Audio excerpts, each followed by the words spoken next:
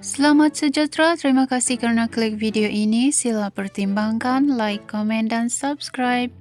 Channel ini memaparkan berita viral, terkini dan terpanas artis dalam dan luar negara.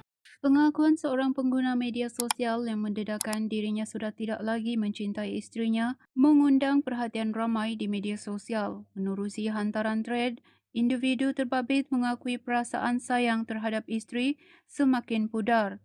Namun berasa serba salah untuk berpisah kerana wanita itu menjalankan tanggungjawab sebagai isteri dengan baik. Lebih menyedihkan apabila individu berkenaan memaklumkan dirinya kini sudah jatuh cinta dengan wanita lain yang membuatnya berasa lebih bahagia.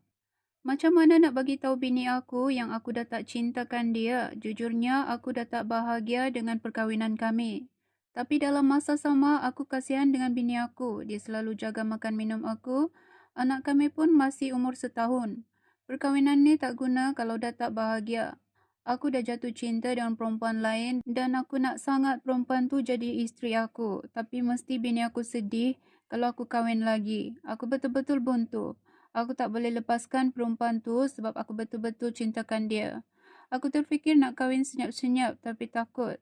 Dalam satu lagi hantaran berasingan, individu tersebut berkata dia sendiri tidak mengetahui punca perasaannya terhadap isteri berubah selepas kehadiran cahaya mata pertama mereka. Tak tahu kenapa aku tiba-tiba rasa hilang perasaan sayang dengan bini aku. Aku tak bahagia macam dulu. Perasaan ni makin lama makin berkurang. Sebelum ada anak, okey. Tapi selepas lahir, anak pertama semuanya berubah. Mungkin orang ramai pernah lalui. Perkongsian tersebut mendapat perhatian pelakon Abby Abadi yang menitipkan nasihat kepada individu berkenaan supaya lebih menghargai pengorbanan isterinya. Anak baru setahun, isteri jaga makan minum pun tak tahu bersyukur. Baru je kot kahwin dah tak cinta. Selepas tu niat nak kahwin dua. Itu dah jadi lain cerita pula. Zaman sekarang ni semudah itu.